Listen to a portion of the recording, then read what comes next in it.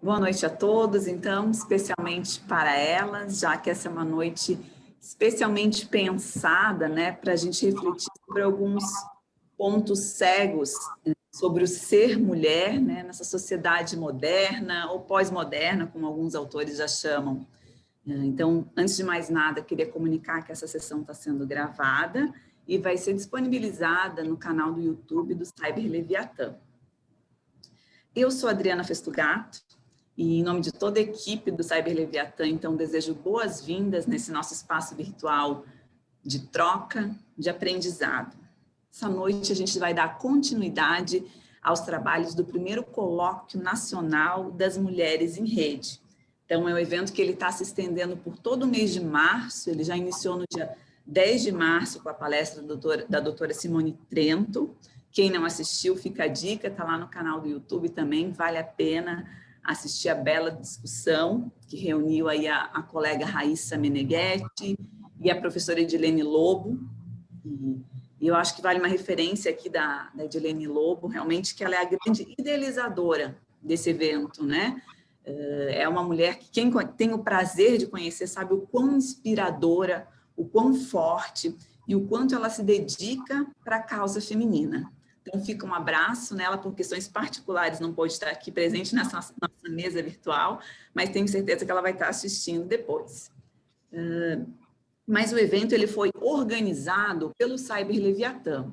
E aqui eu faço um parênteses para falar um pouquinho do que é e o que a gente faz no Cyber Leviatã.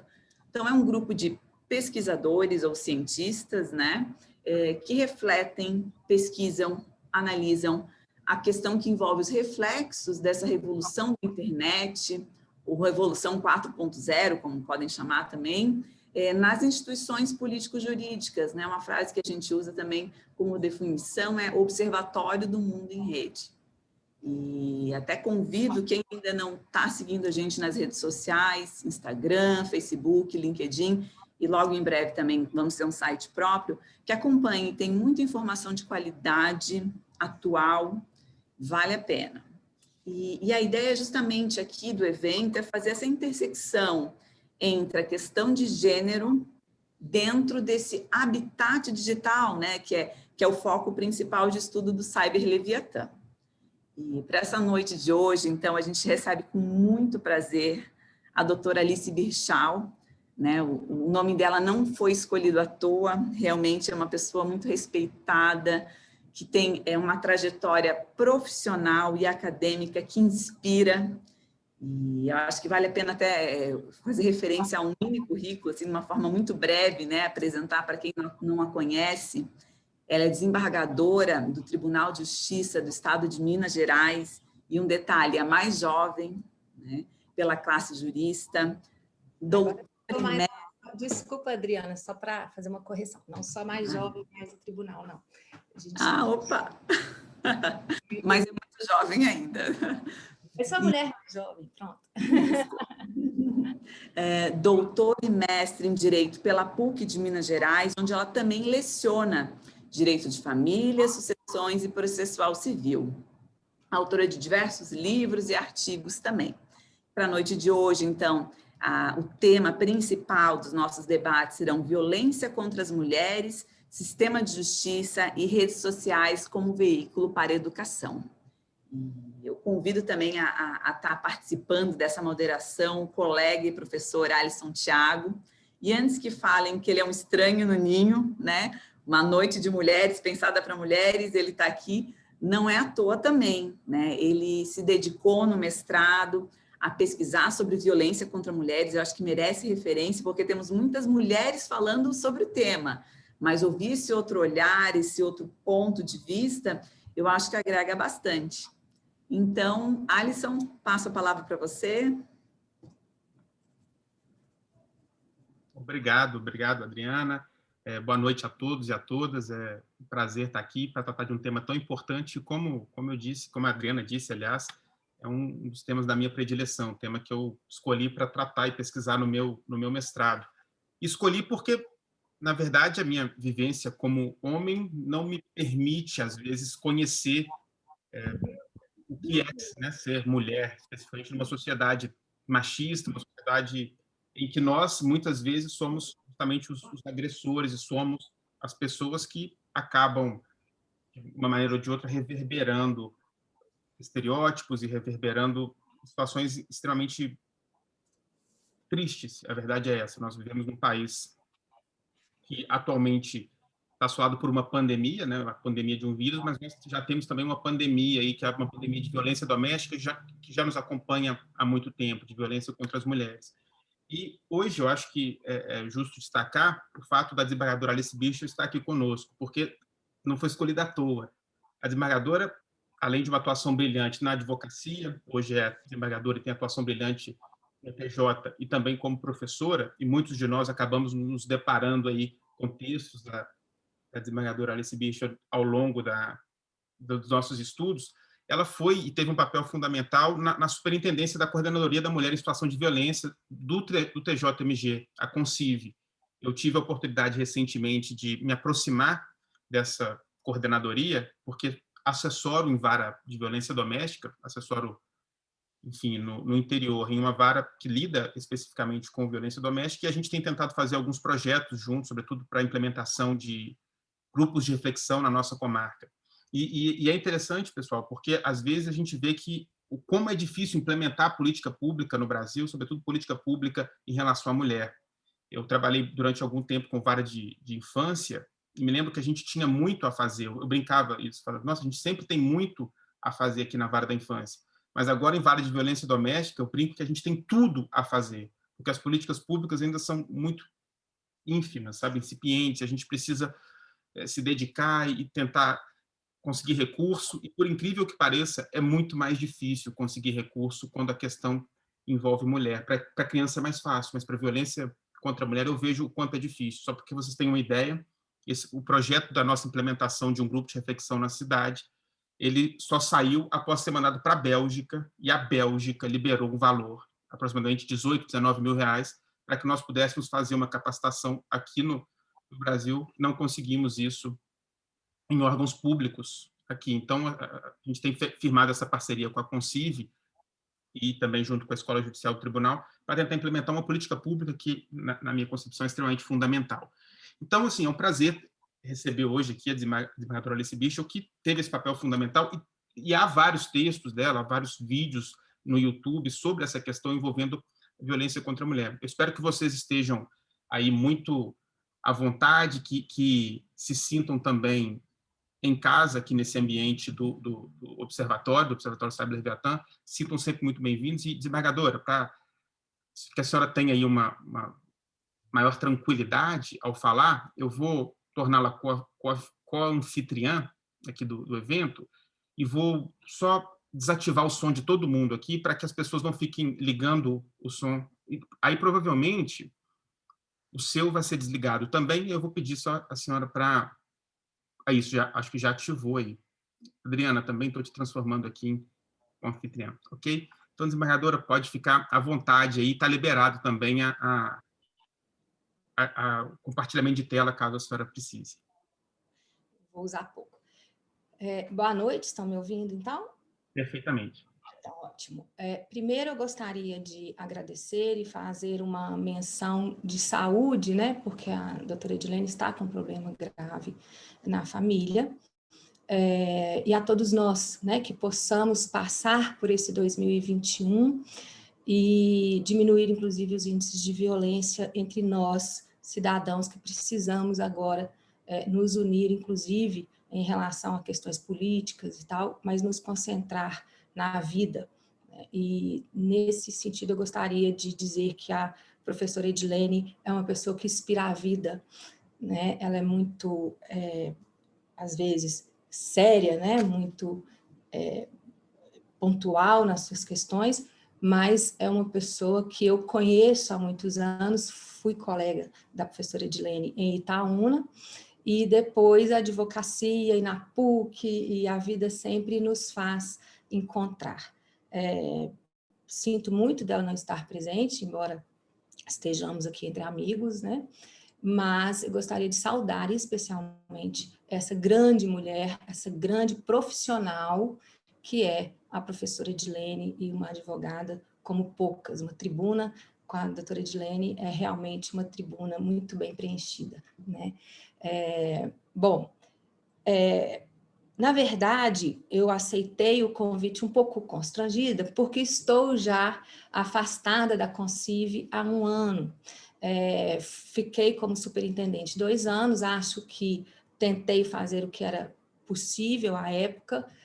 Estamos, sim, eu gostaria de início de deixar uma palavra de força e otimista quanto à questão das instituições que trabalham com a violência doméstica. Nós precisamos entender e saber que as polícias militar e civil estão muito empenhadas nisso.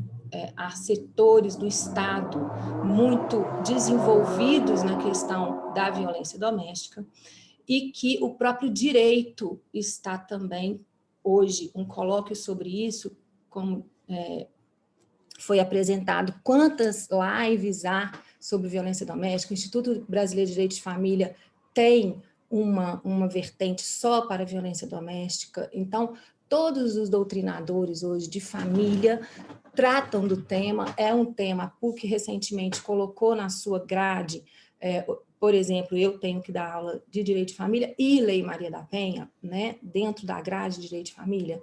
Então, é um tema que eu tenho certeza que as nossas filhas já encontrarão um país muito melhor. Então, conversar hoje com a minha filha, às vezes até é difícil, ela me chama de machista às vezes, ela me chama de homofóbica às vezes, ela fala, que isso, mãe, essa coisa não pode falar, como assim, você deu a palestra e agora está falando isso aqui, né? Então, assim, na minha própria casa, eu vejo isso, ela não admite, assim, as coisas que a gente ainda admite, infelizmente, piadinhas em qualquer lugar, né? Esse tipo de coisa que nos incomoda, a primeira coisa que fala, você é tão bonita, isso não é realmente eu ando fazendo uma campanha com isso, homens, a mulher quer ser elogiada como bonita em certas situações, em outras situações não é este o mote, né? Então, e ao mesmo tempo me preocupa que eu acho que nós estamos numa sociedade cada vez que busca mais a perfeição simbólica, né? E nós não somos perfeitos, né? Nós vamos envelhecer, nós somos bonitos e feios, todo mundo é bonito. Não, tem gente que é feia, mas e daí? Não, não deve ser um valor para que nós comecemos essas discussões, né? Então, é muito interessante porque lá na Concive foi um desafio para mim, porque eu sempre lidei com direito privado, nunca lidei com direito penal. E não sou desembargadora do crime, sou desembargadora do cível e tenho na 7ª Câmara, sobre a minha relatoria, e a competência nossa nas câmaras de direito público é também família e sucessões, né? Então, sempre me preocupou essa questão. Primeiro, como advogada, quando eu era advogada, eu já percebia esse movimento em relação às desigualdades, inclusive processuais, em relação à mulher, né? Mas me preocupava, mas nós tínhamos muito bem dividida a esfera penal da esfera familiar, né? do direito de família, isso era muito bem dividido, até que veio a Lei Maria da Penha. Bom, então a gente não ia para o criminal, eu até, quando advogava, tinha um escritório criminalista que tocava na área criminal e eu aqui na civil, na família. Bom, por que eu estou dizendo isso? Porque a violência, ela vai além, muito além da questão instrumental e muito além da questão econômica e mais além ainda da questão intelectual. Quero dizer o seguinte, e aí que me preocupa o tema aqui, né? A educação. Nós colocamos nessa palavra educação uma força de salvadora da nossa pátria, quer dizer, a gente fala isso, tudo vem pela educação. É verdade, mas ao mesmo tempo que a gente pode ter uma educação primorosa, e aí a gente poderia pegar vários países, e aqui não vou falar de estatística, mas vários países que têm uma educação primorosa, em que as pessoas estão inscritas na escola, pelo menos, né, na educação formal, em que não é um país pobre, não é um país que tem as diferenças sociais que nós temos aqui, mas que são países de extrema violência doméstica. Infelizmente, o Brasil está no ranking mundial, ele oscila entre o segundo e o terceiro lugar, o país mais violento do mundo, né?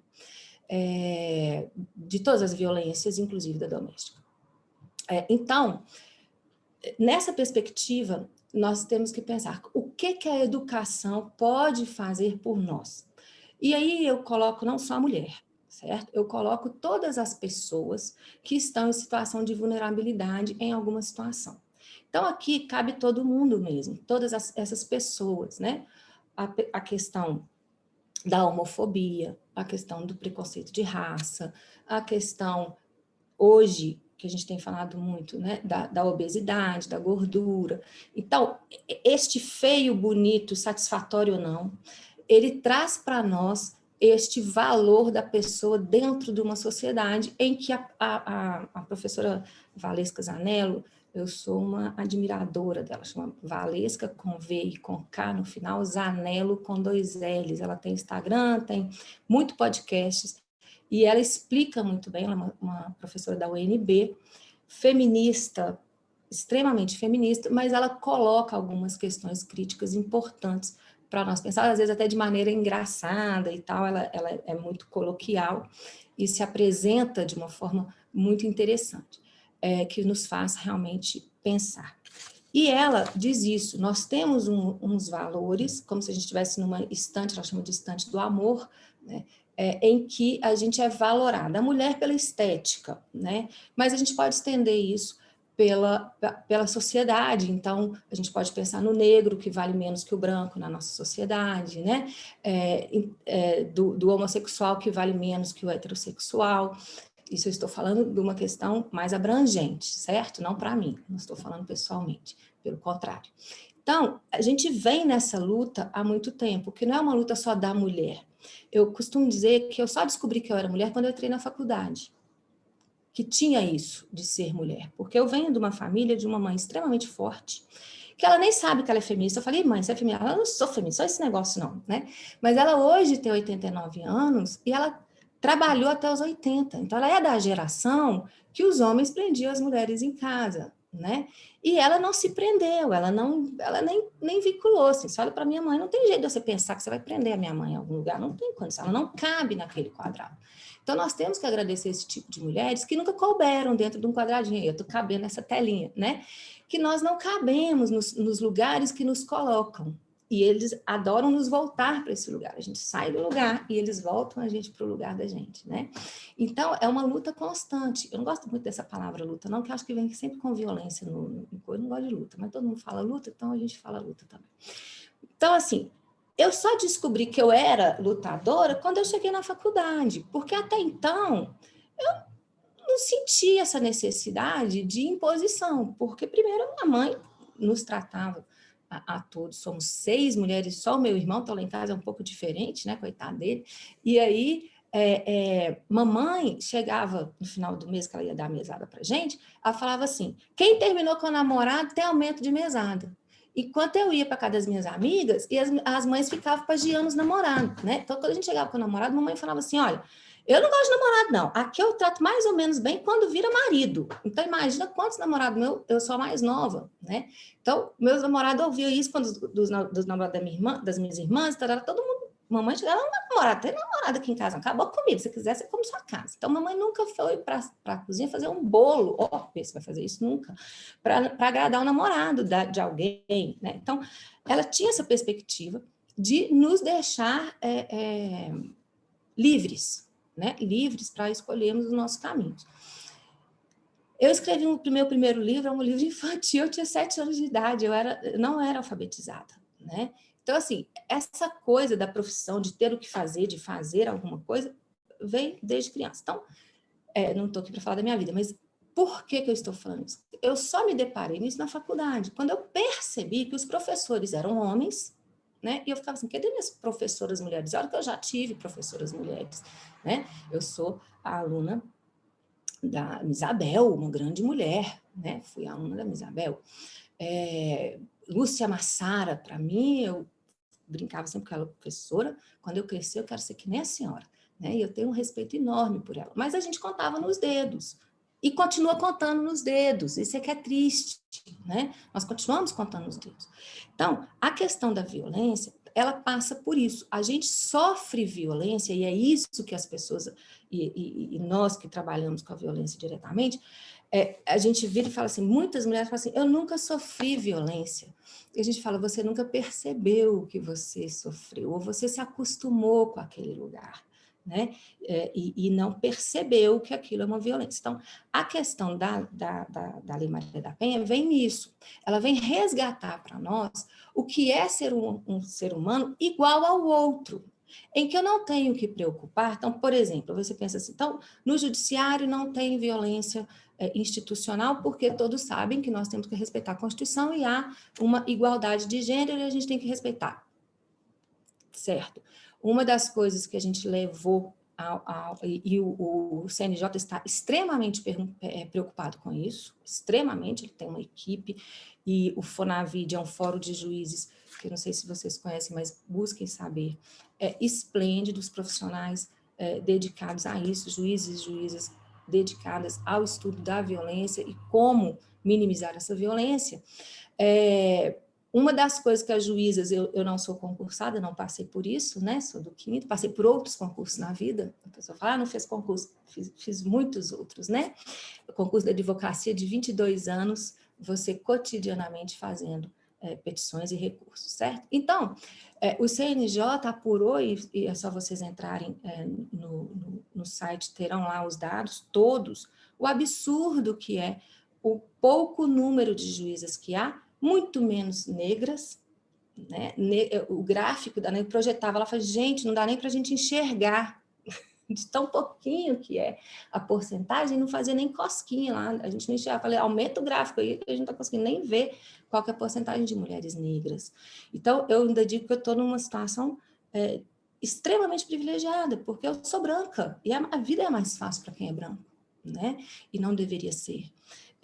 Então, em todas as instituições, há violência de gênero, em que, durante um concurso, que a gente fez lá um questionário do que as mulheres entendiam que as juízas, né, entendiam por violência dentro do âmbito do judiciário, começa no concurso. Né? Ninguém vai perguntar para um concursando, um candidato, numa prova oral, se a mulher dele vai acompanhá-lo, caso ele vá para o interior. Porque isso já está posto, é um dado posto. É óbvio que a mulher vai acompanhar o homem que passou no concurso de juiz. Claro que é. E ela vai ter filho, tarará, tarará. O claro aqui eu nem acho que deva, mas o claro é porque isso já está posto socialmente. Né? Essa geração de agora reclama isso, que durante e teve que sair uma orientação para que não se fizesse esse tipo de pergunta mais, né? Em pleno 2020, né? Porque 2021 ainda não houve concurso. Então, para dizer o seguinte, você não pode perguntar para a mulher se ela vai ter filho ou não para classificá-la num concurso. Você não pode perguntar para a mulher se o marido dela vai acompanhá-la ou não para o interior. Porque você não pergunta para o homem, por que você vai perguntar para a mulher? Então, é esse tipo de coisa que a sociedade às vezes nem enxerga, em que nós somos colocados nesse papel o tempo todo. Então, quando eu falo da faculdade, é porque na faculdade é que eu tive que entender que, além de concorrer com o mercado de trabalho, eu teria que concorrer em razão do gênero. E que as coisas são mais fáceis, inclusive na academia, inclusive em tudo. É mais fácil para o homem. A mulher, com o mesmo currículo, chega a menos lugares do que o homem chega. Né? Então, a mulher tem que ser o suprassumo para justificar que ela está em algum lugar. O homem, mais ou menos, ele chega e tá bom demais, né? Tá suficiente. Então, e quando ela chega, para ela se sustentar nesse lugar, é muito mais difícil para ela permanecer. Haja visto a história recente desse país, né? Então, é muito mais difícil que ela continue onde ela chegou, porque tem o tempo todo alguém querendo tirá-la da direção, de ocupar um cargo, de não sei o quê, porque tem um monte de homem que não tolera realmente essa igualdade, do mesmo jeito que tem um monte de heterossexual que não tolera um homossexual, do mesmo jeito. Então, nós é que temos que passar por um discurso de educação onde Não é só na educação formal, é na educação dentro de casa. Quando a criança, ao nascer, eu já a identifico com um determinado gênero, mas a criação dela não pode ter isso como determinante. Então, não adianta a escola chegar lá e dizer que nós somos iguais, que a criança tem o mesmo direito, se é menino ou menina, tarará, tarará, fazer os brinquedos lúdicos e tal, para abranger tanto o mundo feminino quanto o mundo masculino, e chegar em casa e a mãe está na cozinha e a criança, você tem duas crianças, uma de 10, uma de 8, e o menino tem 10, e a mãe não mandar o menino lavar o copo e a menina tem que lavar o copo. A menina tem que arrumar a cama e o menino não tem que arrumar a cama. Né?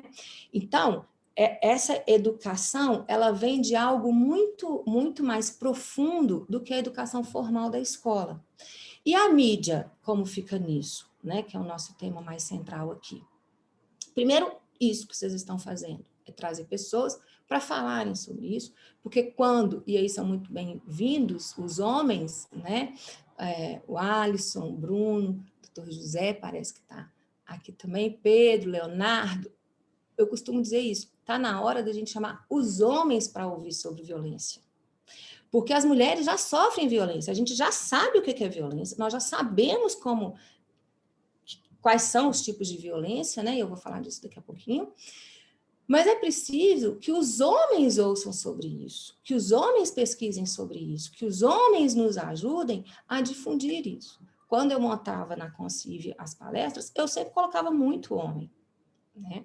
Quando eu fiz o lançamento, inclusive, vocês poderem ver no YouTube, tem uma sériezinha que eu comecei a fazer, e a questão da pandemia e mudança de coordenação, mas eu fiz uma série, eu não fiz, né? Eu tive a ideia e os atores e diretores e escritores desenvolveram a partir de uma ideia minha, que foi a série Quando Agir.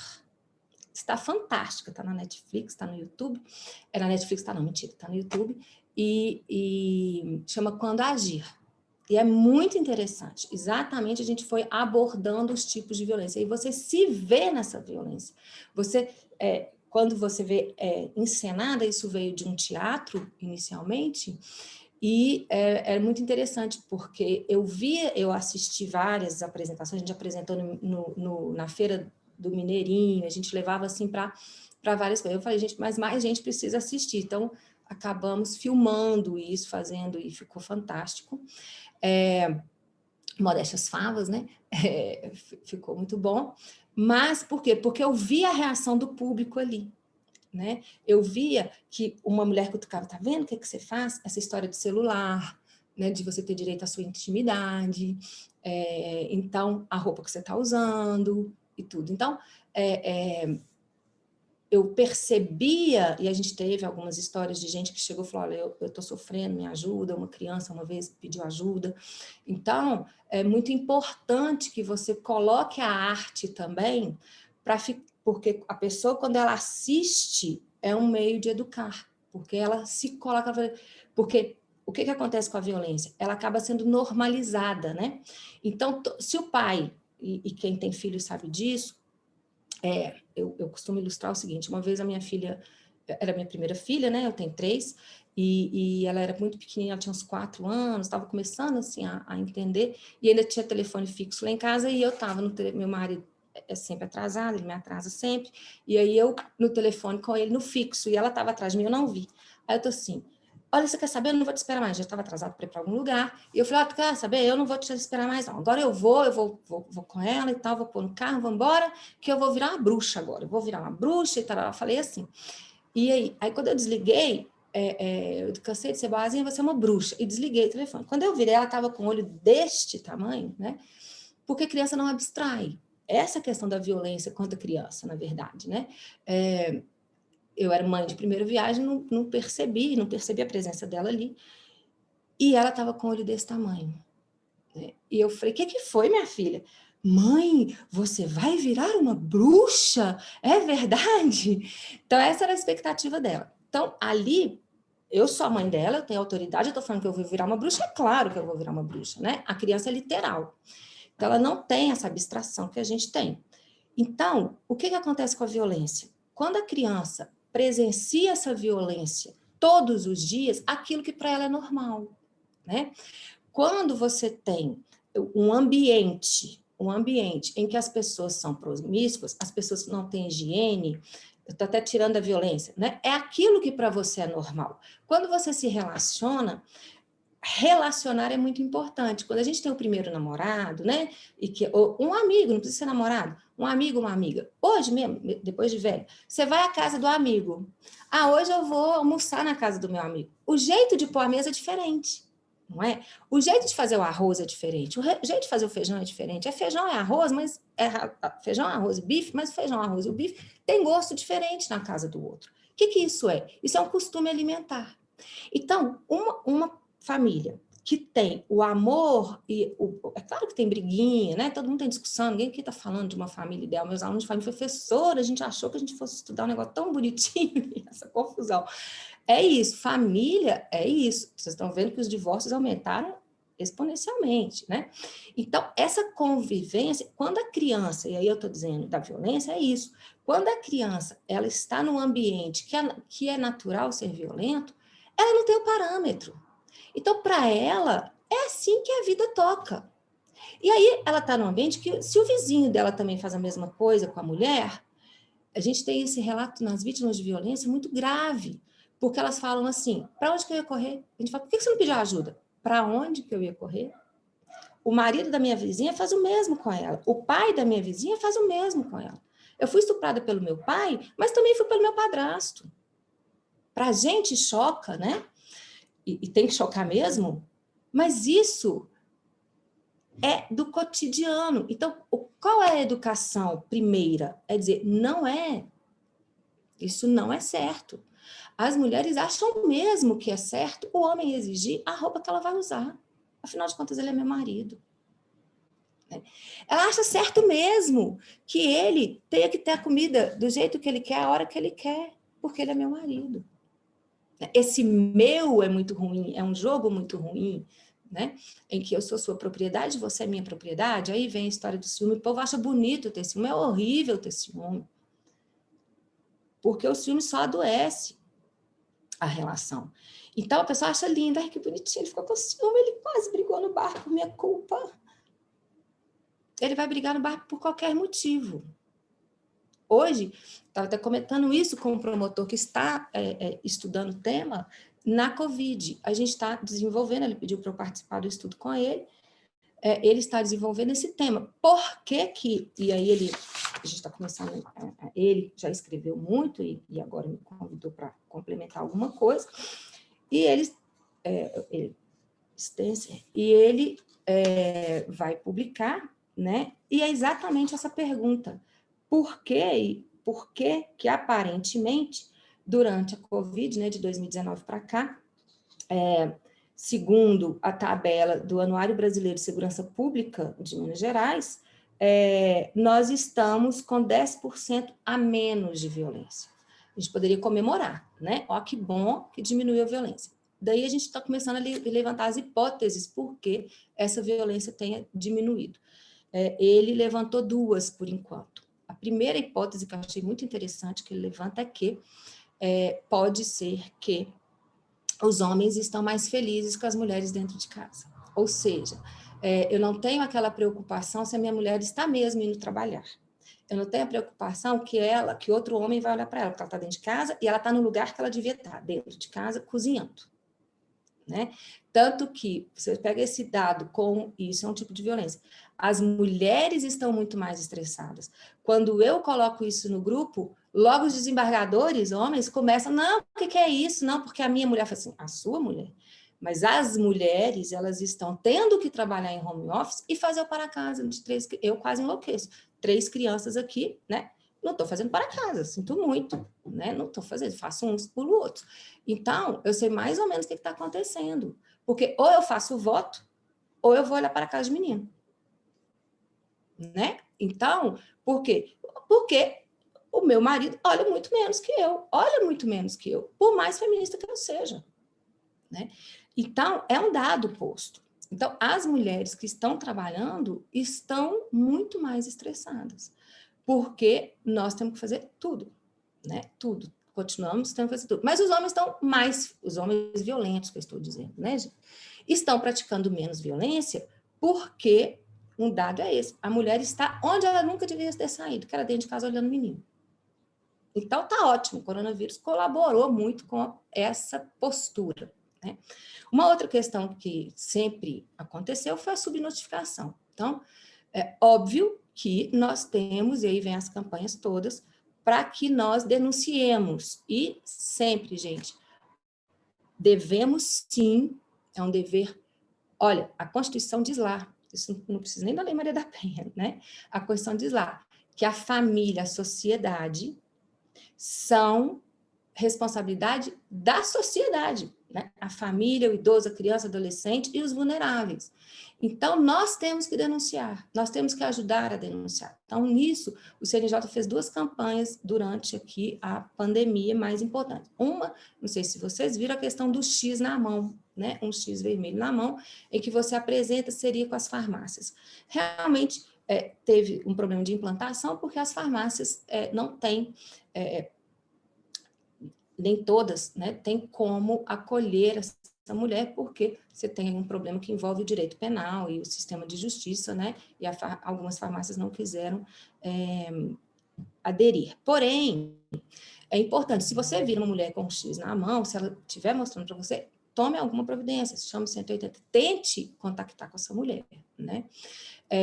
Agora tem uma campanha internacional que, não sei se vocês viram também, que é fazer em qualquer situação, e essa eu achei muito boa, porque em qualquer situação, inclusive criança, tem um vídeo que está circulando no WhatsApp, que tem uma criança que está vítima, talvez, de pedofilia, né, e ela pede ajuda fazendo assim, ó. Então, é um sinal, né, que a gente deve fazer em pedido de ajuda. Então, se alguém tiver, às vezes está até numa live, faz assim para você, né, fechando a mão assim, ela está pedindo ajuda. Então, pode ser um idoso, pode ser uma criança, pode ser quem tiver em situação de vulnerabilidade. Então, façamos assim, né, para pedir ajuda. Vamos divulgar isso para que o mundo todo, né, a gente tenha um símbolo só. E aí você não precisa de batom, não precisa de nada, né? Então, fica muito mais fácil.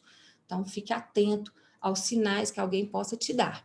Isso tudo é educação, isso tudo são métodos que nós estamos desenvolvendo de comunicação para que nós, outros que não estamos sofrendo violência, possamos ajudar quem sofre, né? Então, esse olhar, e aí quando você fala da questão pública, como é difícil. Olha, nós fizemos um livro que parece que vai ter continuidade pela Concive. Quem quiser, eu posso até te mandar o PDF lá e tal, que chama Pontes para Paz em Casa. Esse livro, para sair, foi uma coisa, mas eu fiz no final da minha gestão, já estava projetado desde sempre, chama Pontes para a Paz em Casa, Práticas e Reflexões.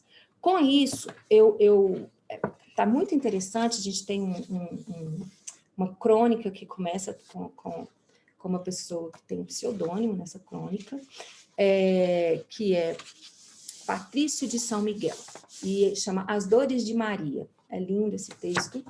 E quem participou com muita alegria foi, e para minha surpresa, aceitou numa tranquilidade e mandou o texto no prazo, tudo certinho, foi a ministra Carmen Lúcia. E ela fala disso, primeiro dela, né, como que aconteceu na família dela, isso, dela né, já ser uma pessoa diferente desde sempre, e forte. E ela termina, e aqui eu queria fazer né, ler essa última frase dela, que ela fala isso, exatamente, né? Por que eu falei pontos para paz em casa? Porque a casa, gente, é o lar da gente. É onde a gente tem que se desenvolver em paz. Né? E exatamente o lar ser o lugar de violência é muito triste. Né? É muito triste. É um lugar que você não quer ficar. O que há de criança que foge, né? Crianças nas ruas e não quer voltar porque é impossível viver ali. Então, as pessoas também julgam as mulheres, às vezes, ela abandonou a casa, deixou os meninos lá. Mas ela abandonou porque ela não tinha mais condição de ficar ali e ela vai voltar para buscar. É muito raro a mulher que simplesmente abandona e não volta. É um sofrimento horroroso. Então, nós precisamos todos ter mais empatia por essas pessoas e não vitimizá-las novamente, né? A gente chama de revitimizar. Toda vez que ela tem que contar a história, alguém faz um julgamento. A roupa, a minissaia, nananã, né? Então, assim, não é porque... Eu até acho que é um certo exagero, as mulheres não precisavam sair tão peladas. Eu costumo dizer que os homens vão lá me visitar de terno e gravata. O doutor Paulo está de terno e gravata. Aí a mulher vai de minissaia e um decote aqui. Por quê, se ela está no ambiente de trabalho?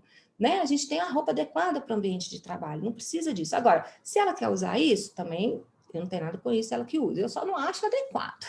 Eu, particularmente, nunca no ambiente de trabalho, nunca usei esse tipo de roupa, né? No ambiente de trabalho. Então, eu acho que tem um local para tudo, você pode ir, você não vai de terno na praia, né? Assim, então, não deve que você vai sentir calor. Bom, então, essa questão é uma questão que a gente tem que repensar também. O que a mulher está colaborando com esse machismo? A gente também não pode ficar só na posição de vítima. Claro que nós somos as maiores vítimas das maiores atrocidades, mas nós temos que saber como reagir a isso. Como que nós vamos também? Qual é a nossa responsabilidade nisso? Né? Nós temos que reagir.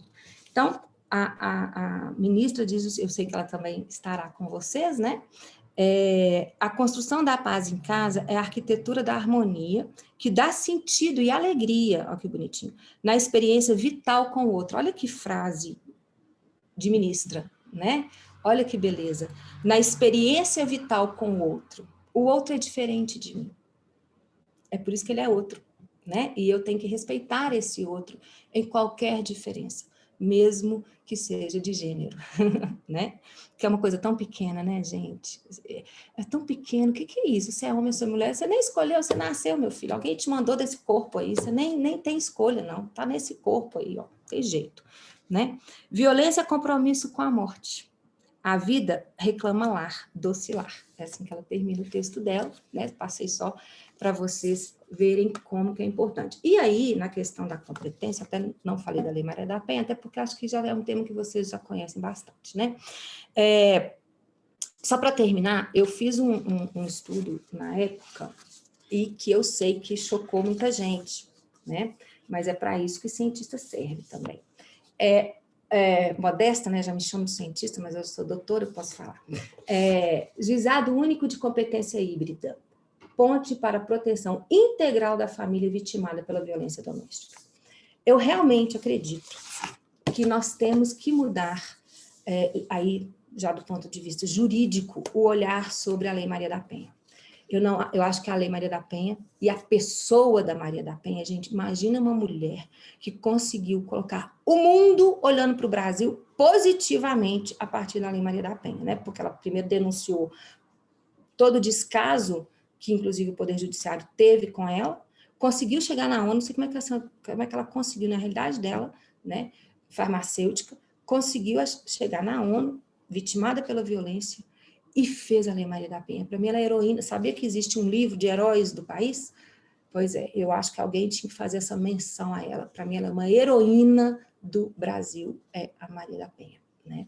Então, assim, as pessoas citam, eu citei ela, as pessoas citam no Dia da Mulher, que eu tenho um pouquinho de preguiça do Dia da Mulher, mas tudo bem, não vou entrar nessa celeuma agora, mas as pessoas citam Madre Teresa de Calcutá, são grandes mulheres. Agora vamos pensar em grandes mulheres atualmente, porque nós estamos a léguas. Os homens falam, se vocês estão evoluindo em lenta, eu não quero nada lentamente. Que lentamente? Se eu virar para vocês, qualquer dos homens que está aqui, e falar assim, não, calma, sua vez vai chegar daqui a 10 anos. Você vai esperar 10 anos? Você vai ficar sentadinho esperando? Não vai, não. Você vai à luta. Por que nós temos que esperar? É assim, não, a vez de vocês vai chegar. Como assim a vez nossa vai chegar? Já tinha que ter chegado, nós estamos em 2021. Já chegou. Nós estamos esperando o quê para chegar a nossa vez? Porque já teve uma presidente da República. E quantos homens teve? No tribunal, nós somos menos de 20% dos desembargadores. Isso... Você coloca em qualquer empresa, qualquer lugar do Brasil, é a mesma coisa. Não é só Minas, não. Porque no Nordeste é muito mais evoluído, já teve governadora, várias, já teve presidente da OAB, cadê presidente da OAB mulher? Está sempre esperando a doutora Dela Mônica. Um dia vai ser a vez dela. Quando que vai ser? Já tinha que ter sido. Né? Esse negócio, a gente tem que ficar esperando. Esperando o quê? Já melhorou muito? Melhorou nada. Não melhorou nada. Proporcionalmente, não melhorou nada. Proporcionalmente, não melhorou nada. Né? Então, porque não pode falar isso? Posso. O Antônio Fabrício uma vez ficou com ódio, porque ele me chamou para dar uma palestra de processo, só tinha homem, só eu de mulher. Em vez de eu ficar toda feliz, eu falei, pois é um absurdo que a gente, sendo doutor, tendo um doutorado em processo aqui em Minas, nas coisas de processo, inclusive me retirar do grupo, nas coisas de processo, mas não foi o Antônio Fabrício, me retirar do grupo, que eu falei lá, falei, muito interessante, a gente abre, é só Bretas falando, é só Rosemiro falando, é só não sei o quê, eu não quero falar de processo, não quero. Mas tal, aí quando a gente fala, eu te coloco lá falando, e eu sei a primeira coisa que fala na palestra, que só tinha você de mulher, eu falei, mas só tinha eu de mulher. Eu falei alguma coisa errada? Também não me chamou para mais nada. E pronto, tá assim, né?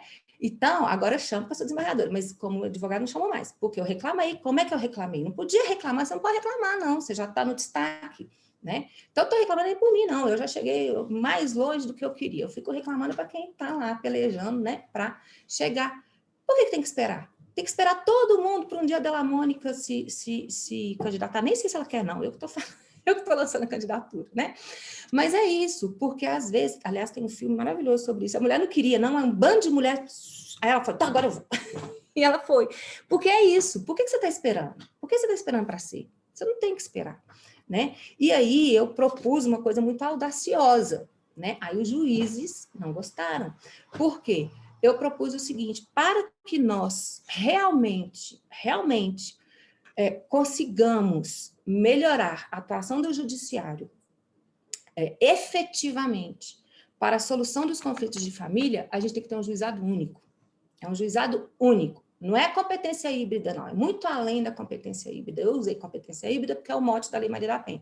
Mas eu vou muito além da Lei Maria da Penha e acho que nós temos que acabar com essa dualidade. E aqui, só para dar uma notícia, que as coisas estão caminhando a passo de tartaruga, mas vocês devem saber, né, que foi julgada a PDF, aliás, quem quiser entrar no site do IBDFAN, tem várias agora lives sobre isso, estão magníficas, que é a PDF 779, julgada agora dia 12 por unanimidade, dia 12 de março, que declarou inconstitucional, gente, 2021, né? E a gente tem que comemorar. Comemorar o quê? Tem que comemorar, não. Isso é muito triste que demorou tanto, né? A inconstitucionalidade, tem que até ler para ver se eu não vou falar nada errado, porque é criminal, então eu tenho que ler aqui, né? A inconstitucionalidade da defesa, da legítima defesa da honra no feminicídio. Aí você tem que pelejar um século para isso acontecer.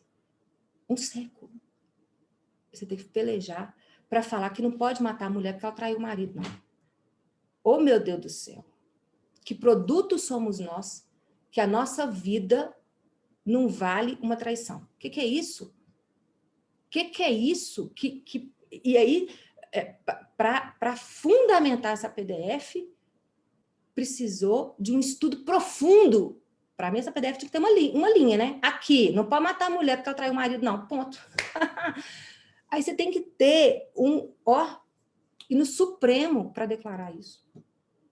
Né? Quer dizer, olha só, e aí você vai ver no Supremo quantos homens tem, quantas mulheres há. E quantas terão no futuro, né? Porque ainda temos muitas. Proporcionalmente, o Supremo está bem, né? O problema, comparando com os outros tribunais. Né? E aí eu propus isso. E é claro que é uma proposta audaciosa. É claro que é uma proposta audaciosa, a minha, da competência híbrida, porque eu digo o seguinte, em resumo, acabemos com a competência criminal e civil, criemos um juizado da violência e família, em que o juiz, se tiver violência, vai aplicar a Lei Maria da Penha. Se for questão de tribunal de júri e tal, tem que, né, aí vai para a sede própria. Mas, hoje mesmo, eu tive que dar um voto, não vou falar o que eu decidi, né, mas exatamente esse problema, gente, o que a gente está tendo de problema, de conflito, não chega nem a ser conflito de competência, porque é tão díspare que não é nem conflito, entre, por exemplo, principalmente agora que o divórcio é potestativo, né? Então, declara o divórcio, mas não deu medida protetiva ainda lá na família, na Lei Maria da Penha. E aí você fica atuando um juiz criminal, com todo o aparato criminal, e outro juízo de família com todo o aparato de juízo de família. Então, em Belo Horizonte, em vez... Essa é a minha proposta que está escrita, isso foi levado ao tribunal, houve um grupo de estudo, todo mundo foi contra, só eu fui a favor. Mentira, só a OAB foi a favor, a Defensoria Pública foi a favor, Ministério Público foi contra, e Judiciário foi contra. Né? Assim, não foi contra, não terminou o estudo. E aí eu saí da superintendência. Então, está lá um grupo de estudo, exatamente, eu proponho, e acho que é isso mesmo que tem que ser feito, né? Defendo, que nós teríamos que acabar com a dualidade penal cível. E isso, é claro, que demanda uma certa outra estrutura. Nós temos cível e criminal desde as ordenações do reino. Então, terminar com algo, né, que toda a estrutura é pensada assim, não só do judiciário, e aí já estou terminando, né, tem que terminar, mas não só a estrutura do judiciário, mas a estrutura do Ministério Público e a estrutura até da divisão das matérias dentro da coisa. Mas, para você ver, eu nem tinha levado isso até a PUC e já colocaram a Lei Maria da Penha lá para o direito de família. O que o direito de família, então, tem que dar Lei Maria da Penha? Essa Lei da Maria da Penha é criminal. E nós ficamos ainda com o juizado especial da criança e do adolescente, né, em que eu posso ter, ainda tem as questões das varas especializadas no idoso, por exemplo. Então, você tem uma família completamente doente e que pode ser doente do ponto de vista jurídico, né, também, e você vai ter 5 juízes em vez de ter 1.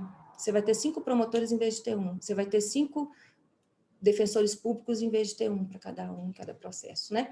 Então, eu realmente acho que já passou da hora de nós termos um juizado de violência doméstica, e aí essa violência doméstica abrangeria criança, adolescente, todo mundo, e idoso, inclusive, e nós teríamos um juizado único que centralizasse essas questões, porque não é crível que um juiz de família esteja julgando o divórcio enquanto eu estou julgando uma medida protetiva de afastamento do lar e de distanciamento na vara da criança.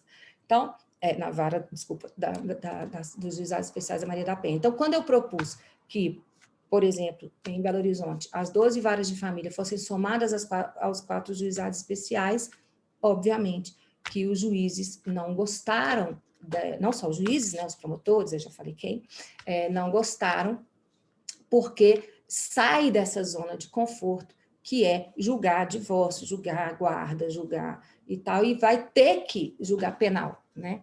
E aí eu até brinquei com um deles, falei assim, então tudo bem, então se abrir vaga para desembargador criminal, você não pode vir.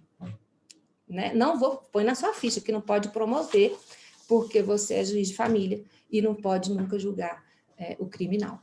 Né? Não, aí eu vou julgar. Eu falei, pois é, né? Então, se a vaga for para desembargador, pode. Né? Então, é isso, assim. Não, mas eu já estou na minha vara de família há 20 anos. Eu falei, tudo bem, então você não pode vir para o tribunal se a vaga for para criminal. Né? Então, é isso que a gente tem que pensar, instrumentos.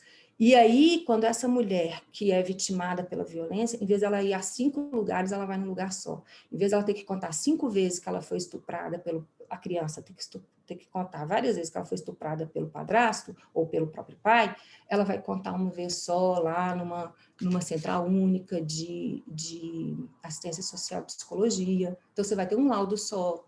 Você não vai fazer um monte de laudo de ML, você não vai fazer um monte de exposição dessa criança, dessa mãe, ou dessa mulher, ou dessa pessoa, né? Se for, aí a gente nem conseguiu incluir aí na fala a questão da transfobia, né? Então, não interessa, eu acho que são pessoas. O dia que a gente substituir a palavra homem e mulher pela palavra pessoa, está resolvido o assunto.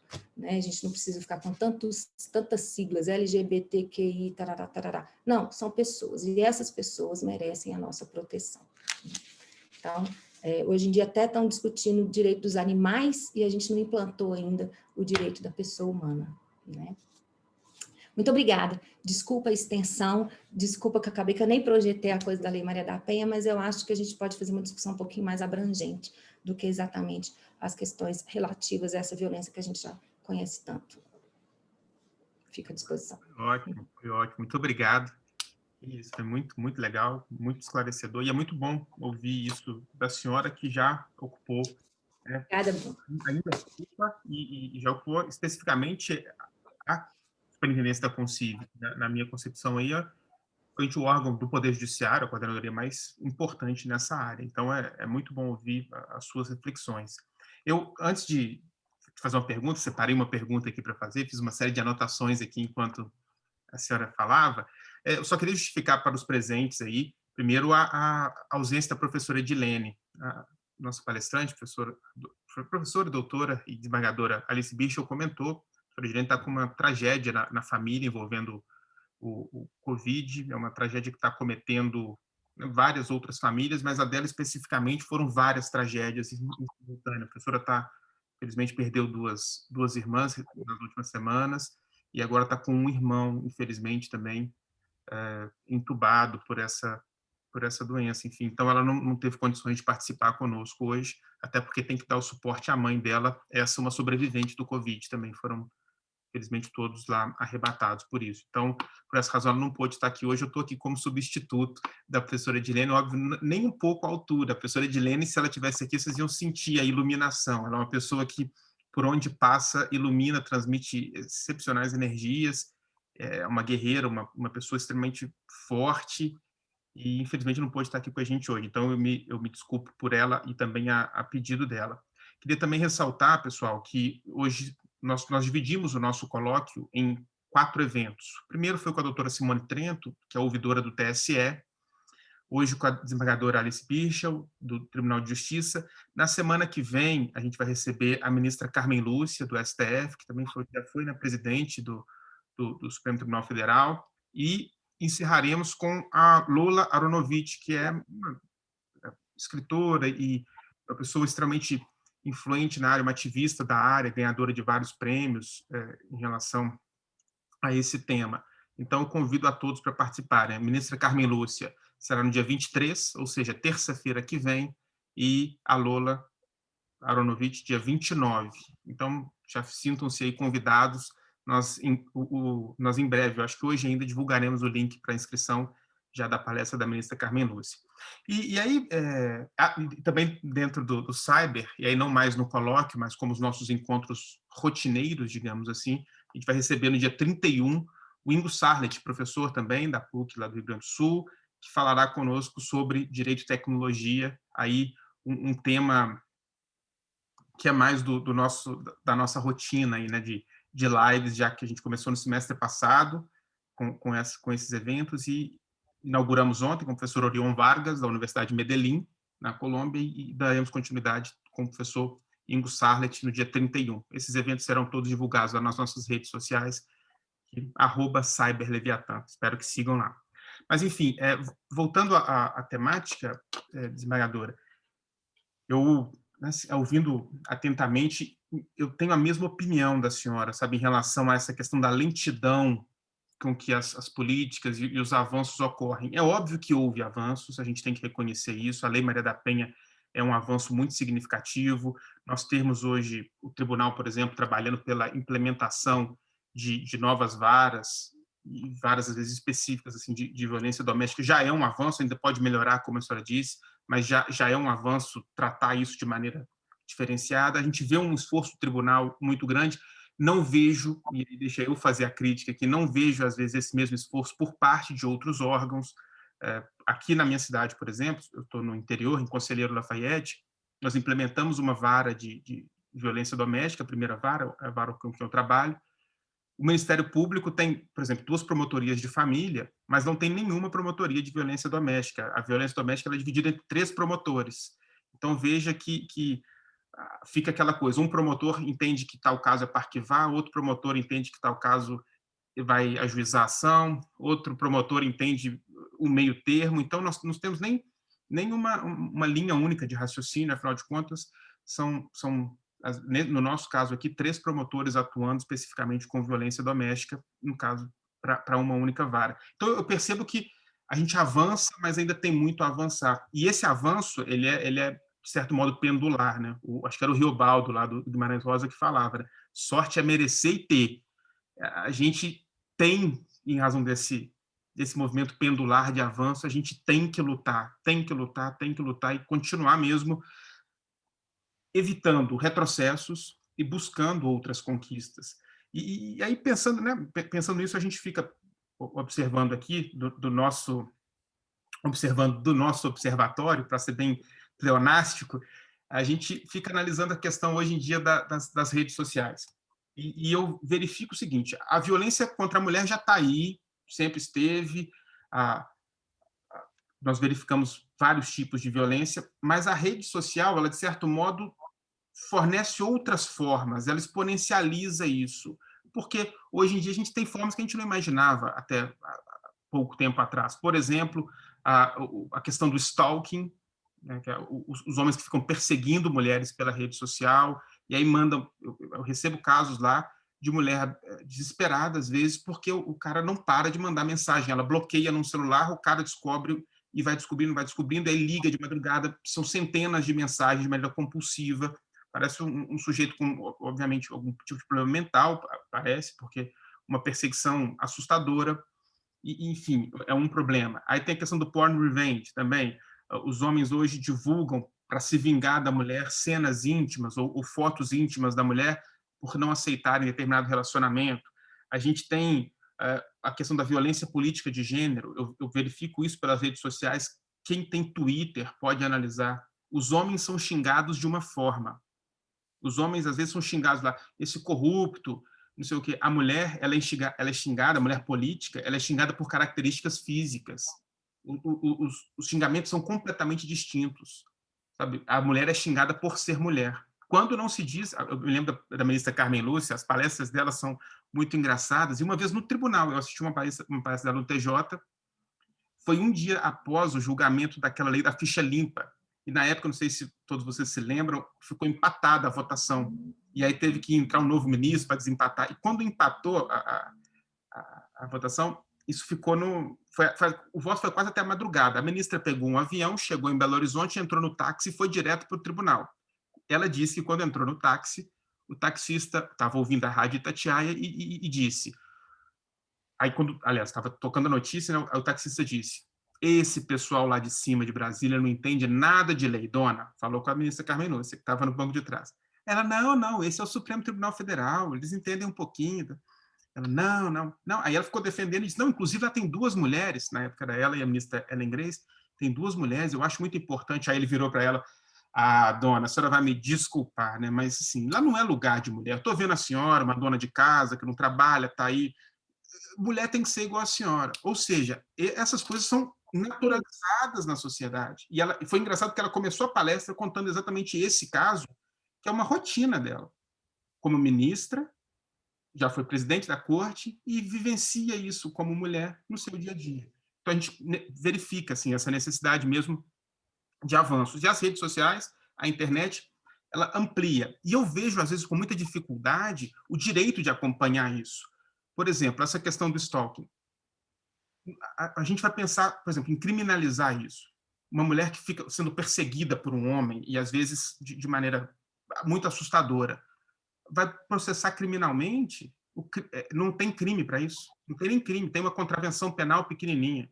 A violência política de gênero, uma mulher que é agredida psicologicamente, em sua moral pela rede social, quando, né, é ofendida, o crime para isso é um crime de menor potencial ofensivo em que se procede mediante ação privada, ela tem que contratar um advogado, eventualmente é um crime de injúria ou coisa que o valha. Então, a gente percebe a necessidade do direito a acompanhar. A senhora está esperançosa em relação a isso, como desembargador, uma pessoa que ostenta, né, um cargo de extrema relevância no nosso estado, aqui em Minas Gerais, uma pessoa que é referência hoje na magistratura, mas também já foi referência, continua sendo, né, pelo trabalho que fez na advocacia, enfim. Está esperançosa ou acha que não, a coisa está lenta mesmo, vai continuar sendo lenta? O que a senhora acha disso tudo? A gente consegue acompanhar os avanços da tecnologia, consegue dar respostas a esses novos desafios? Digamos que eu esteja suspensa na minha esperança, né? Nós estamos no período que não está bom da gente dizer que tem esperança que esse tipo de vocabulário usado em relação às pessoas, que não sejam homens brancos maiores de 50 anos, até os 70, também não é essa vantagem toda, não. Eu costumo dizer que a gente não vê o tanto que a violência, qualquer que seja ela, faz mal também a quem a pratica. Primeiro, que isso que você está tentando implantar, eu acho que é uma das coisas que mais funciona são os grupos reflexivos. Quando o homem ouve o outro homem falar a bobagem que ele está falando, quando ele se justifica ser violento. Quem não sabe, o grupo reflexivo é como se fosse um AA eu chamo de agressores anônimos, né? Porque ali eles estão anônimos naquele grupo. Mas são todos agressores. Então, eles vão trabalhar isso, entender porque é uma penalidade, em algumas situações, quando tem na comarca o grupo reflexivo, é uma penalidade que o agressor tem de frequentar tantas sessões desse grupo reflexivo. Normalmente são 16 sessões, ou seja, entre 3 e 4 meses de tratamento. É um tratamento psicológico para eles. É muito legal. Eu já participei, assim, até assistindo, né? Sem interferir. E é muito bonito ver quando um reconhece que realmente não deve fazer isso. Quando eu digo que eu estou suspensa, é porque os exemplos vêm dos poderes, né? Vêm de cima. E os exemplos não estão muito bons em relação... Nós vimos outro dia o deputado, né, que passou a mão no seio em rede nacional e se justificando, né? Então, são tantas violências de tantas formas, mas o que acontece? É a questão da aparência, né? Então, como eu gosto de falar o seguinte, por analogia, por que o instrumento mudou? O instrumento agora é o celular, e ele tem uma abrangência muito maior, tá? O celular, o computador, né? A mídia digital.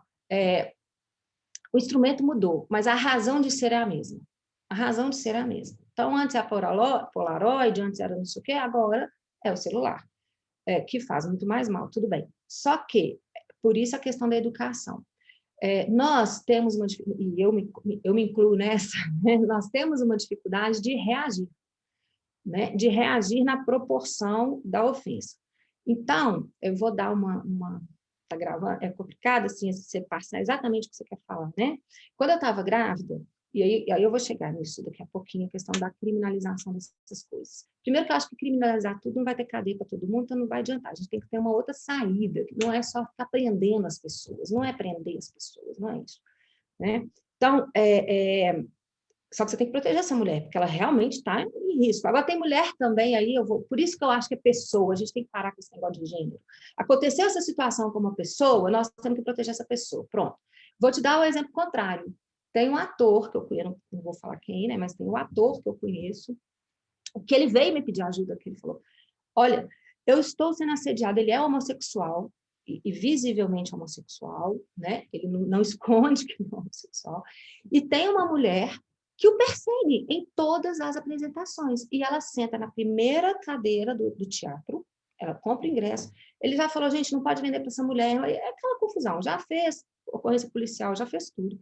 Ela senta na primeira cadeira, ela sabe que ele é casado com outro homem, e é o que eu falo, gente, você tem atração por todas as mulheres porque você é heterossexual? Você quer que, né? Você vai ficar com qualquer mulher porque ela é mulher? Você vai ficar com qualquer homem porque ele é do outro gênero? Não. O homossexual é a mesma coisa, ele não vai ficar. Não é isso. Nós temos o desejo porque a gente se sente atraída por inúmeras circunstâncias. Bom, mas essa mulher o persegue. Toda apresentação dele, ela persegue. Se tiver numa live, ela vai mandar um recado na live. Quer dizer, é uma mulher heterossexual perseguindo um homem homossexual. Né? E nem deve falar mulher, estou falando só para ser didática, né? Que a gente não deve fazer não existe isso. Bom, aí, e ele veio me pedir ajuda, ele falou, doutora, eu não aguento mais essa mulher. Eu falei, você já fez ocorrência? Não sei o quê, tem que fazer alguma coisa, né? Eu falei, agora você tem que procurar um advogado e tal, para olhar isso. Então, pessoas que perseguem pessoas, que prendem pessoas, então, quando você pensa nisso, né? Hoje, a tecnologia está piorando a situação. Mas está piorando a situação por quê? Porque a mulher é vista como produto. O dia que o homem parar de ver a mulher como um produto e enxergá-la como pessoa, essa coisa vai parar. Enquanto isso, nós vamos ter que criminalizar, ainda que não seja com prisão, mas nós vamos ter que pensar em penas alternativas, em como proteger essa mulher, claro, que está sendo vítima disso. Agora, qual que é o problema do direito penal? É o tipo penal fechado, né? Se não tiver o tipo penal, não tem jeito.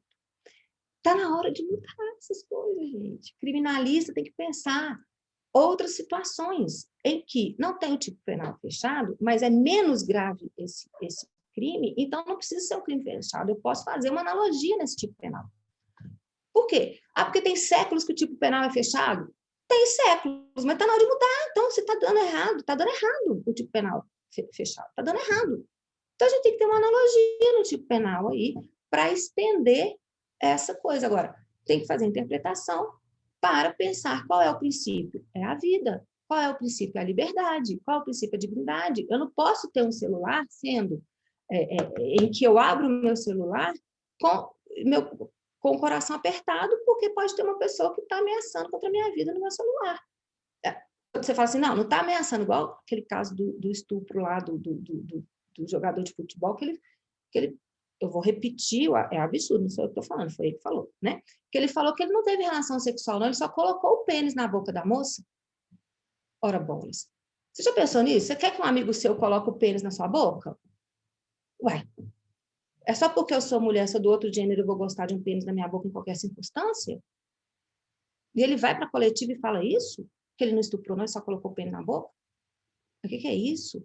Né? Então, se eu não quero que aquela pessoa me mande mensagem, ela não pode me mandar mensagem.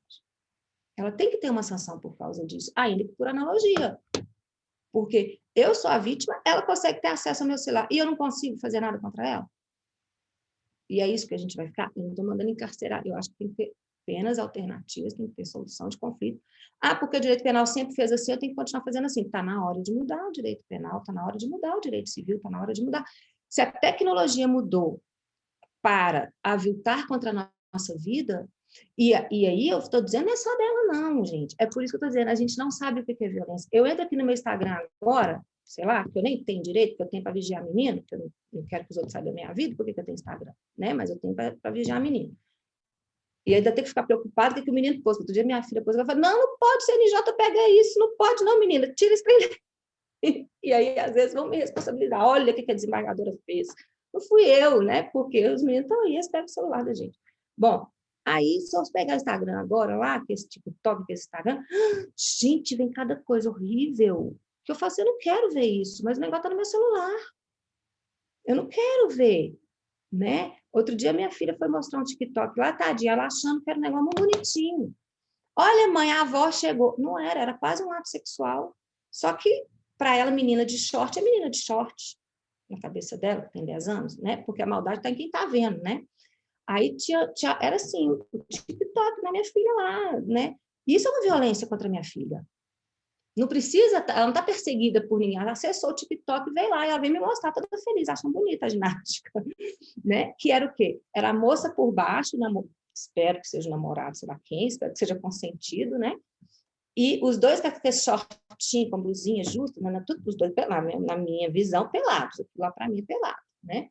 A moça embaixo, o menino em cima, eles fazem ginástica, sabe? A ginástica lá assim, e aí vem a avó e derruba a menina. A avó empurra a menina. Aí ela me falou, mãe, que legal, a avó não deixou eles namorar, não sei o quê. Não estou entendendo nada do que estava acontecendo ali, entrou no TikTok dela. Isso não é uma violência? Ela até não enxergou como violência, ótimo, né? Eu falei, não, minha filha, vê isso não, né? Vamos tirar daqui. Mas aparecem coisas pra gente. Isso é uma violência. Eu estou querendo ver isso? Não estou querendo. Estou querendo que minha filha veja isso. Não tem filtro para tudo. E a gente é que vira o preocupado com essas coisas. Então, assim, a esperança vem de vocês, né? Porque antes o meu marido, e até hoje, né? Isso é... assim, né? A gente não pode ser boba. O desembargador que, para mim, me marcou a minha vida foi o desembargador Walter Viado, não sei se alguém lembra dele, já falecido. Ele foi meu professor. Ele pegava ônibus. Ele não andava de motorista, ele andava de ônibus. Ele dava lá na Federal, entrava no ônibus na Federal ali, e ele morava no São Lucas, uma coisa serra, então ele ia um ônibus só, ele entrava. Aí um dia eu entrei no ônibus, tá ele lá. Aí eu falei, doutor, o que que aconteceu? O seu carro estragou? Você está precisando de alguma coisa? Ele falou, não, Alice, eu ando de ônibus. Eu também sei a vida toda andei de ônibus, né? Eu ando de ônibus. Eu falei assim, mas o senhor não tem direito a motorista? Aí ele falou assim, eu tenho, só que como é que eu vou julgar uma sociedade que eu não conheço? Eu ando de ônibus, porque eu dou aula, vejo vocês conversando aqui nos corredores, ouço as coisas que eu tenho que ouvir, entro no ônibus e fico sabendo das fofocas todas. Então, eu sei o que o trocador pensa, não tinha esse negócio ainda de ter direito de sentar na frente, né? Então, eu ouço o que o trocador está falando, ouço o rádio que eu estou ouvindo, ouço a dona Maria conversando aqui atrás de mim, ó, voltando, falando mal da patroa dela, e vou para o meu gabinete e vou julgar conhecendo a sociedade. Você vê, eu nunca pensei em ser desembargadora, não era meu. Aquilo entrou na minha cabeça de um jeito que eu disse, gente, que homem fantástico, né? Então, a gente tem que pensar no que acontece na nossa sociedade. Se você pegar meu celular do meu marido hoje, está cheio de mulher pelada. Ele, nossa, Alice, não pode falar isso não. Tá, não é porque, né, aqui a santa, ele não fez, não, que isso, né? Ele é um homem, e ele é da filosofia, do direito, né? Luiz Moreira, para quem não sabe. Então, aí eu falei assim, o que é isso, menino? Você tá vendo aí, né? Aí, e tem as mulheres bonitas mesmo, né? Então, fazer o quê? Aí, cheio de mulher pelada. Por quê? Porque os amigos todos mandam, os procuradores todos mandam, todo mundo manda, né? Por quê? Tem uma irmã que fala isso, se não fosse futebol e mulher pelada, homem não conversava. Não tinha conversa, né? Homem não conversava, porque vai conversar do quê? Se não for futebol ou mulher pelada, não vai conversar sobre nada. Então, essa realidade tem que mudar. Nós temos que começar a falar para vocês, para os nossos filhos, que então tá, então você vai ficar vendo uma mulher pelada, então põe os homens pelados aí também, né? Meus alunos morrem de rir, que eu falo assim, olha aqui, nós vamos ter essas mulheres tá toda pelada, que eu dava aula sábado de manhã, né? Chegava as meninas todas quase de biquíni para assistir aula. Eu falei, tudo bem, pode vir de biquíni, mas os homens têm que vir de sunga também. O que é isso? Né? Aí eu falei, você é uma desembargadora falando isso. Mas a gente tem que chocar às vezes, né? Para dizer o seguinte, olha, por que a mulher tem que estar pelada? Né? Por que é isso que é o assunto? Então, nós vamos ter o assunto também. Então, quando eu coloco isso, eu estou dizendo o seguinte, vamos tirar essas coisas do TikTok? Por que uma mulher que é médica, a moça é médica, né? O homem médico, se você pegar seus contatos, o homem médico, ele está tirando foto de sunga? Não está, não. Por que a mulher que é médica tem que estar de biquíni no WhatsApp dela? Que é profissional. Por que a gerente de banco tem que estar de biquíni ou de decotão quando ela está falando de dinheiro? Né? Por que a advogada tem que estar toda... Olha aí, live. Olha live, foto de live. As mulheres fazem umas poses assim para live. O rapaz aqui, ó, doutor Paulo, você, Alisson, não sei o quê, tá todo mundo de terno e gravata. O Lucas está de terno e gravata. Por quê? Como você vai se pôr na sociedade. Então, nós temos que saber disso. E educar os nossos filhos para nem achar graça nessa história de mulher pelada, né? Não achar graça. A mulher pelada, ela tem o lugar dela estar ali, ela não é um produto à sua disposição em qualquer TikTok, né? Em qualquer lugar de mídia. E quando a gente parar de achar que ela é um produto, eu vou parar de persegui-la, tirando as pessoas doentes, né? Aí há que se diferenciar, e aí a gente vai terminando, que eu estou me perdendo um pouco, mas é porque eu acho que é um pouco antes disso tudo que está acontecendo, sabe? Nós temos que nos policiar para não nos colocarmos também como simples produto, né? Então, e reforçar nas crianças, gente, comprar roupa para criança de 3 anos, 4 anos. Tomara que caia para criança. O que é isso? Tomara que caia para uma menina de 3 anos. Por que isso? Né? As meninas estão usando eu com a minha filha de 10 anos, uma peleja, a de 14 é muito feminista, não vive isso, mas eu com a minha menina de 10 anos é uma peleja, porque ela vive maquiada. Eu falei, que maquiada, Helena? Para que isso, minha filha?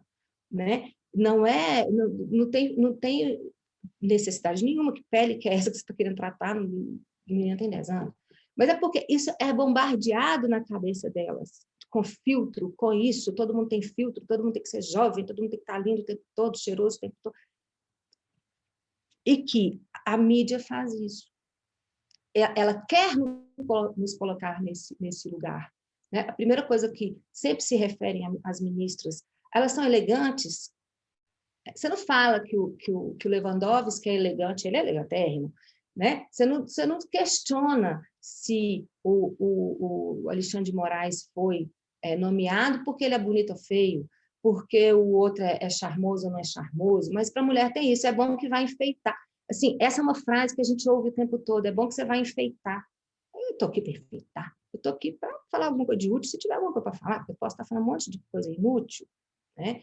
Já teriam desligado a câmera. Então, é isso que a gente quer. Nós queremos que essas interpretações mudem, porque uma mulher não pode ser perseguida ao ligar o celular dela, como um homem não pode ser perseguido ao ligar o celular dele.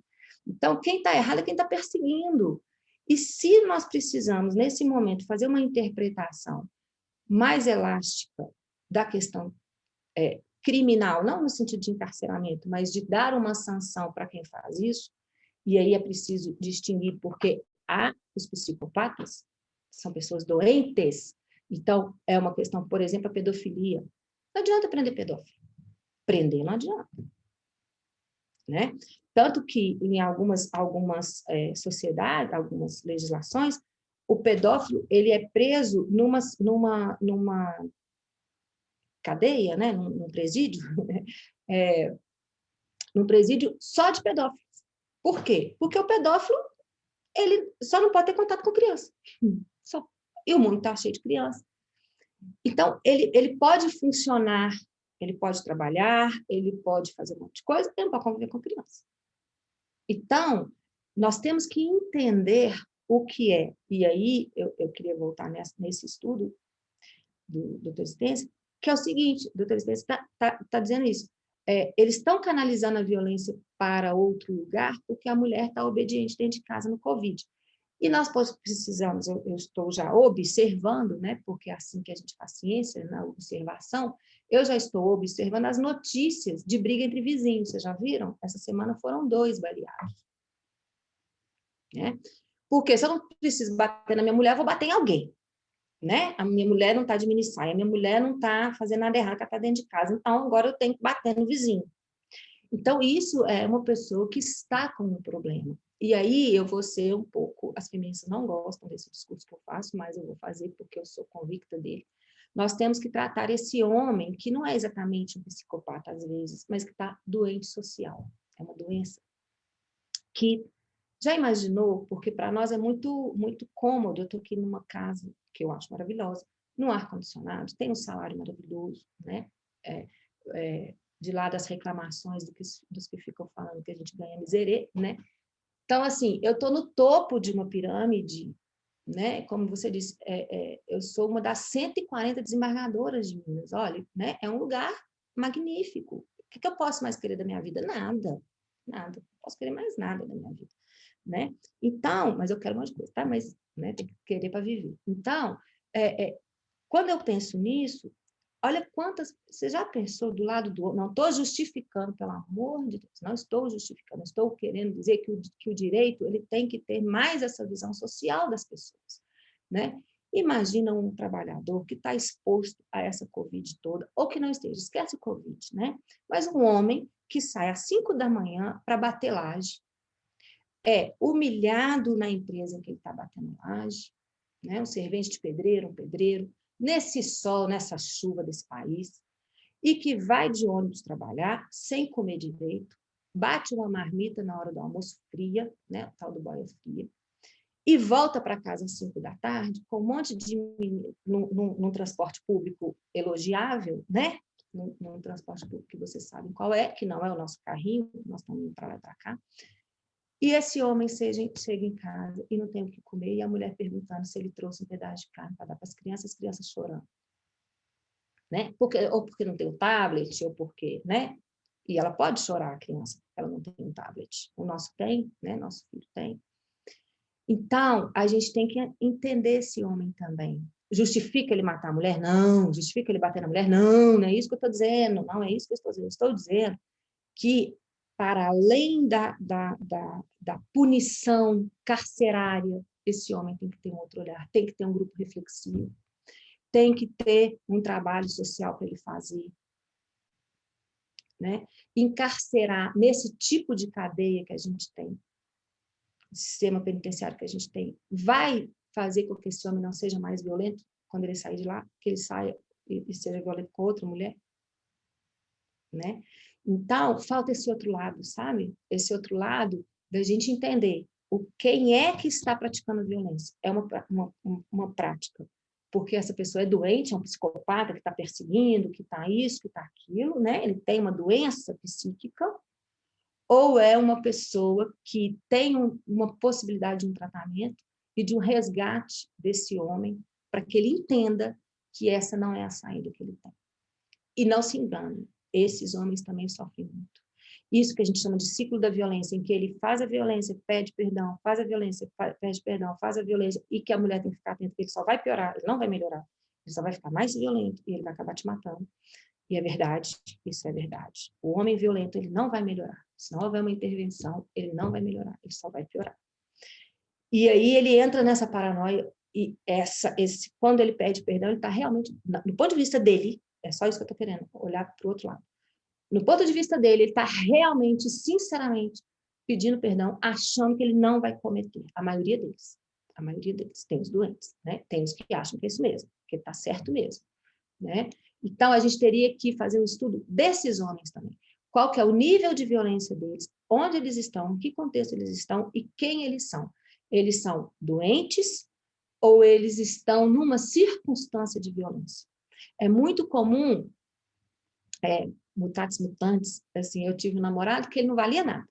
E aí eu terminei o namoro com ele, mas não era violento, não, era só mulher. E aí estava na idade, gente, era jovem. E aí, uns 2 meses depois, ele apareceu namorando uma grande amiga minha, minha grande amiga até hoje, gosto mais dela. E aí, ela falou, me ligou, você não incomoda não, né? Que eu tô namorando fulano, tarará. Eu falei, não, eu já terminei com ele, a fila anda, tem problema. Aí ela falou assim, mas me conta, o que aconteceu? Eu falei, não te conto, sabe por quê? Não te conto, porque para mim ele pode ter sido péssimo, e foi. Mas para você, ele pode se apaixonar por você e ser um excelente namorado. Foi péssimo para mim, mas pode ser ótimo para você. Então, eu não vou fazer fofoca dele, coisa. Só que eu fiquei só 2 meses com ele, ela ficou 1 ano para perceber que ele não vale nada. Então, né? E nós continuamos amigos, tudo bem. Mas, eu falei, você demorou mais do que eu, né? Então, mas acontece isso, né? Às vezes é um relacionamento tóxico. Quando você sai daquele relacionamento, não quer dizer que seu outro relacionamento seja tóxico, nem que ele vai ser tóxico com outra pessoa, não é? Mas às vezes o cara é psicopata mesmo, não vai ter jeito. Então, isso eu acho que falta em defesa dessas pessoas que fazem isso. Por que será que ele está perseguindo? Né? Ele está bem? Ele está fazendo isso deliberadamente?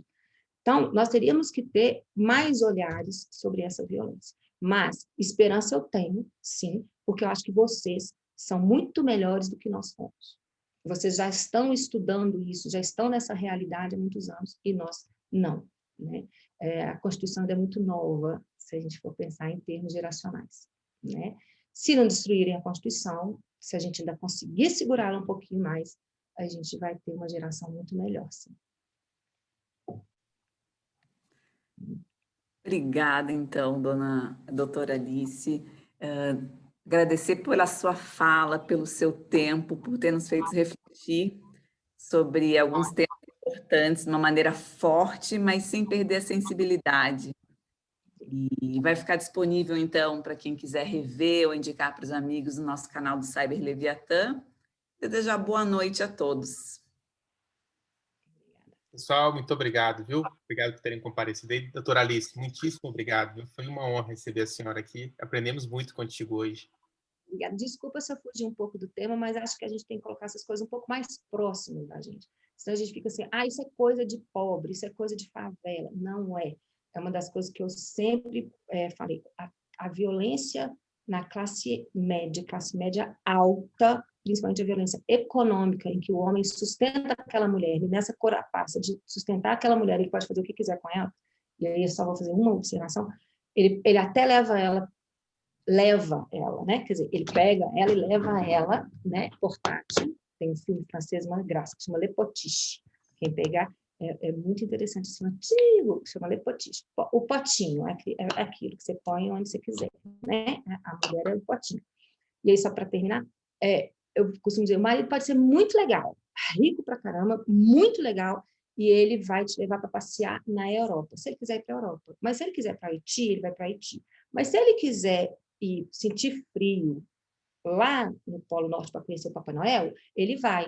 E você tem que ir junto. E às vezes você não está afim de ir lá ver a aurora boreal, não sei aonde, você está afim de andar de balão lá no coisa. E aí você não tem dinheiro para andar de balão, então você tem que ir ver o Papai Noel, porque você nem acredita no Papai Noel, você foi lá ver o Papai Noel. Entendeu? Então, ele é até muito bom marido, né? Mas ele que escolhe tudo, ele que manda em tudo. Então, isso é ser bom marido? São as coisas que a gente tem que saber. E essa é uma violência que acontece muito na classe alta. Muito na classe alta. Né? É a violência econômica. Que o homem não deixa a mulher ter acesso ao patrimônio. Então, a gente tem que falar disso também, na violência da classe alta. Né? Violência não é coisa de pobre, violência não é coisa de favela, violência é coisa de todos nós. Desculpa, de novo, boa noite. Ótimo, muito obrigado, foi muito legal e, enfim, acho que vai servir de reflexão para todos nós aqui.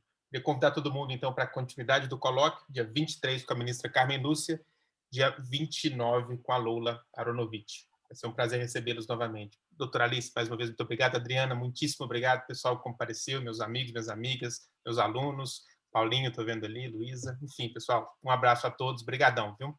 Tchau, tchau, doutora.